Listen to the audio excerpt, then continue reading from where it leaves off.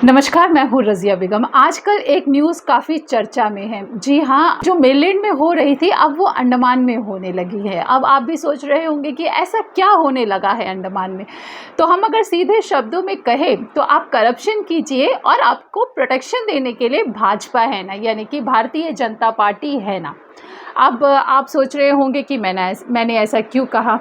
तो हाल ही में कांग्रेस के वरिष्ठ कार्यकर्ता AR माणिक्यम ने कांग्रेस का साथ छोड़कर बीजेपी का दामन थाम लिया है। ये बखूबी हम सभी ने देखा और दामन थामते हुए उन्होंने कहा कि कांग्रेस पार्टी जो है सिर्फ अपने और अपने परिवार के बारे में सोचती है, उनसे देश का भला नहीं हो सकता।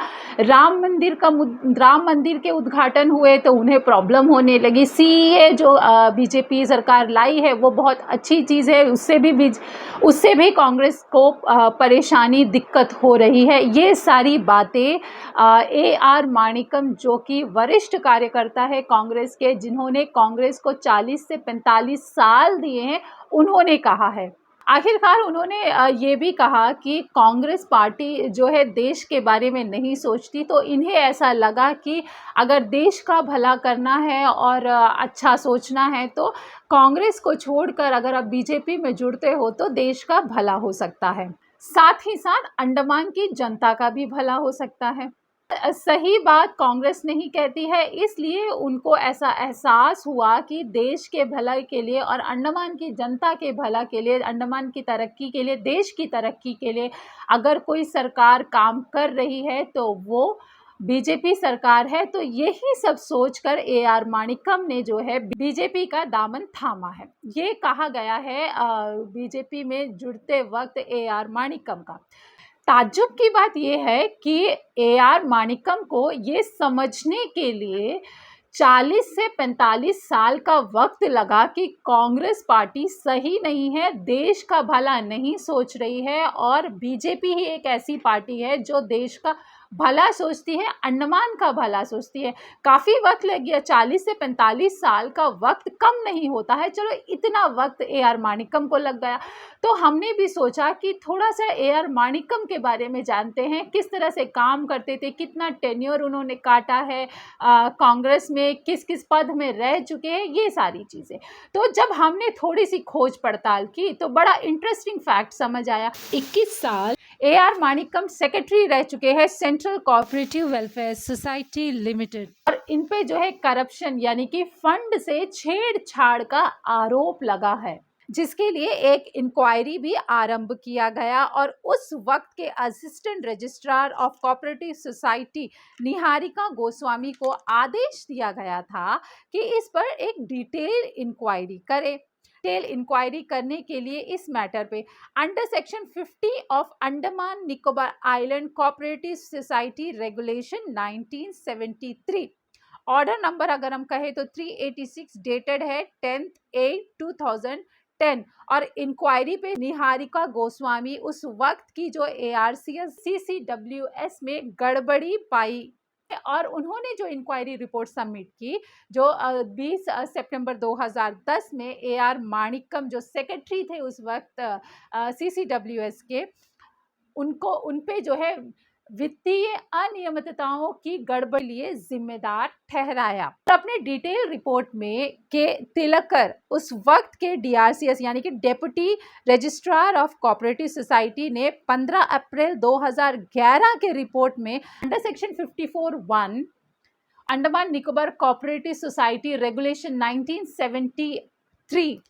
के तहत AR माणिक्यम को जिम्मेदार ठहराया और पाया कि AR माणिक्यम ने जानबूझकर अपने कर्तव्यों का उल्लंघन किया है और लापरवाही दिखाई है, जिसके परिणाम स्वरूप वित्तीय हानि हुई है CCWS में, यानी कि मॉनेटरी लॉस हुआ है, जिसके लिए उन पे चार्जेस लगे थे। और अगर हम चार्जेस की बात करें तो पहला चार्जेस है कि एक 3 स्टोरीज बिल्डिंग जो है सोसाइटी द्वारा कंस्ट्रक्ट किया जा रहा था अबडीन बाजार में बिना अप्रूवल के और रिवाइज बिल्डिंग प्लान के, जिसके कारण PBMC ने उन पे जो है 23 लाख का पेनल्टी लगाया। तो ये मैटर जो है अपीलेंट अथॉरिटी यानी लेफ्टिनेंट गवर्नर के कोर्ट पे गई। और दूसरा उन पे जो है क्रेडिट पे जो है करीब 16,97,196 से ले 196 और 3,01,260 डिपार्टमेंट को बिना बताए जो है बिना पूछे जो है क्रेडिट में सामान को देना। और तीसरा आरोप इन पे ये लगा था कि 5,000 रेनकोट खरीदे गए 3 लाख रुपए के, जिसे जो है सप्लाई करना था office of commissioner of earthquake disaster management को देना था, लेकिन सिर्फ 400 पीसेस ही सप्लाई किए गए। तो इस पे भी उन्हें जिम्मेदार ठहराया गया। तो ये 3 आरोप इन पे लगे थे। आखिरकार जो इंक्वायरी रिपोर्ट सबमिट हुई 15 अप्रैल 2011 में, उसमें ये पाया गया कि माणिक्यम के कारण CCWS लिमिटेड में काफ़ी फिनेंशियल लॉस हुआ है। और रमेश वर्मा उस वक्त के जो सेक्रेटरी थे कोऑपरेटिव सोसाइटी RCS थे, उन्होंने section 54 2 of Andaman Nicobar island cooperative society regulation 1973 के तहत ऑर्डर किया कि AR Manickam secretary of central cooperative welfare society को जो है इन सब के लिए जिम्मेदार ठहराया और सारे जो है पैसे CCWS को रीपे करने का उनको आदेश दिया गया। यानी कि AR माणिक्यम को जो है 31,33,723 रुपीज़ 73 पैसे के साथ ही अगर कोई कोर्ट का फाइन लगा होगा उन पे, तो उसे भी उस अमाउंट को भी उनको पे करना पड़ेगा। इस चीज़ का आदेश दिया गया और जो है 30 दिन का वक्त दिया गया। तो ये ऑर्डर था, ऑर्डर नंबर भी मैं बता देती हूँ 155, आप देख भी सकते हैं। 23 जून 2016 को ये ऑर्डर हुआ था। तो 2016 से आज 2024 हो गई है। तो अपीलेट अथॉरिटी में क्या हुआ ये भी हम जान लेते हैं। देखिए, AR माणिक्यम ने LG को, जो अपीलेट अथॉरिटी है, LG के कोर्ट में अपील की थी। जो ऑर्डर निकला है उनके अगेंस्ट में, ऑर्डर नंबर जो था 155 डेटेड 23 जून 2016, जो उनके अगेंस्ट में पास किया गया था और उन पे 31 लाख का जो फाइन इम्पोज किया था उन पे, उनको लेकर रजिस्टर्ड ऑफ कोऑपरेटिव सोसाइटी द्वारा, तो जिसे उन्हें रीपे करने के लिए कहा गया था। जो नुकसान हुआ है सोसाइटी का CCWS का, वो उसकी भरपाई कर पाए जो AR माणिक्यम के वजह से हुई थी। लेकिन लेफ्टिनेंट गवर्नर ने उनकी अर्जी को खारिज कर दिया और आदेश दिया कि जो पेनल्टी उन पे लगी है उस पे जो है वो बरकरार रहते हैं, उनके उस ऑर्डर पे जो है वो बरकरार रहते हैं और उन्हें जो है उस अमाउंट को रीपे करने का आदेश दिया गया। और उस वक्त के लेफ्टिनेंट गवर्नर थे जगदीश मुखी। तो आज अगर हम कहें तो 2016 से 2024 का वक्त हो चला है और आज अगर हम देखें, हमें हमारे सूत्रों से जानकारी मिली है कि 2016 से 2024 का वक्त गुजर गया। ये 31 लाख का जो अमाउंट था, इस पे पेनल्टी लगते हुए आज जो है ये अमाउंट 97 लाख हो चुकी है। और अब AR माणिक्यम को जो है अगर बचना है तो 97 लाख का अमाउंट उनको देना पड़ेगा और CCWS को, और अगर वो नहीं देते हैं तो उनको जेल जाना पड़ेगा।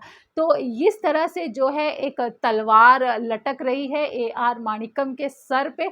जिस तरह से सेंट्रल में होता है ना कि आप पे ED और CBI की इंक्वायरी होती है और उसके बाद आप जो है BJP पे जॉइंट हो जाते हो तो आप क्लीन चिट हो जाते हैं, आप पाक साफ हो जाते हैं। उसके बाद आप पे कोई इंक्वायरी नहीं होती, कोई करप्शन का चार्जेस नहीं होता। कहीं ना कहीं जो BJP की कार्यकर्ता यही कह रहे हैं कि 97 का जो तलवार उनके सर पे लटक रही थी, इस वजह से जो है उन्होंने BJP का दामन थामा है ताकि उन्हें जेल ना जाना पड़े, ताकि उन्हें 97 लाख देना ना पड़े।